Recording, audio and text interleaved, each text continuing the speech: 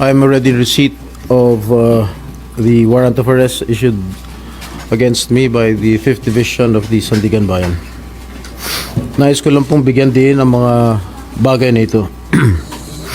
I will remain firmly with the majority bloc under the leadership of Senate President Alan Peter Cayetano. Hindi ako matitinag sa anumang panggigipit, pananakot, political maneuvering para talikuran ang aking paninindigan.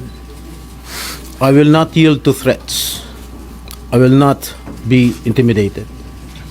I will not be pressured into surrendering my independence of judgment.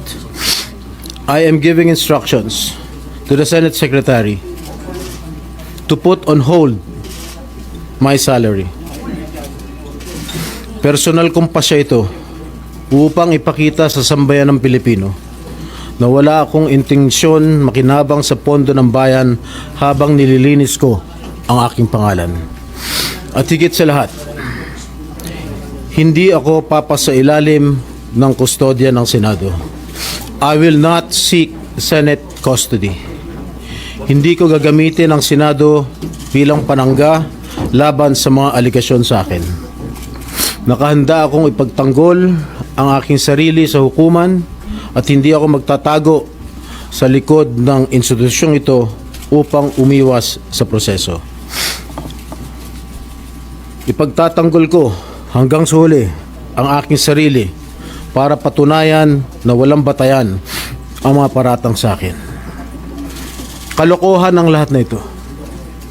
Mismo ang Senate Legislative Budget Research and Monitoring Office or yung LBRMO ang nagsabi sa ombudsman na wala silang anuman dokumento o record na nagpapakita na ako ay nagpasok ng anuman insertion sa 2025 national budget. Ang mahalagang impormasyon nito ay kinilala pa mismo ni dating Senate Blue Ribbon Chairman Senator Panfilo Lacson bilang isang makabuluhang ebidensya na sumasalungat sa mga aligasyong ibinabato laban sa akin. So how can the office of the ombudsman file a plunder case against me when I am not even alleged to be part of or the mastermind of the supposed scheme? Wala po akong kinalaman dyan. Ngayon ko lang po isa sa publiko ito. Maraming beses po ako inalok na talikuran ang independent majority bloc kapalit ang pagbabasura sa aking kaso.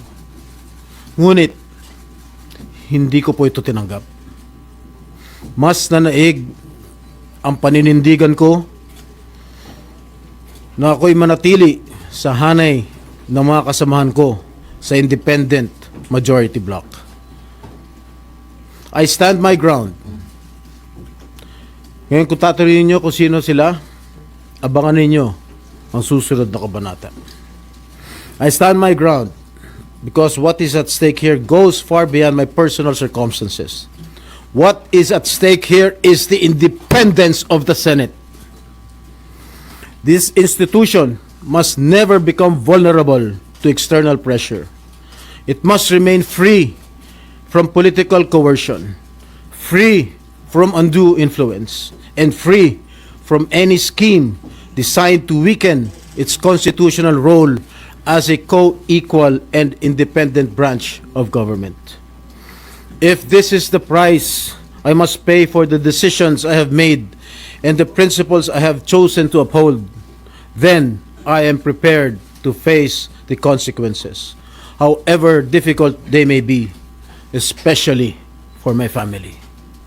I will not be broken by accusations, nor will I yield to political pressure. I will meet these charges head on, defend my honor through due process, and place my faith in the truth. I will be proceeding now to the CIDG to voluntarily surrender myself. Maraming salamat po. Okay na? No more question, guys. At yan, pupunta na sila sa CIDG. Buksan lang po yung pinto.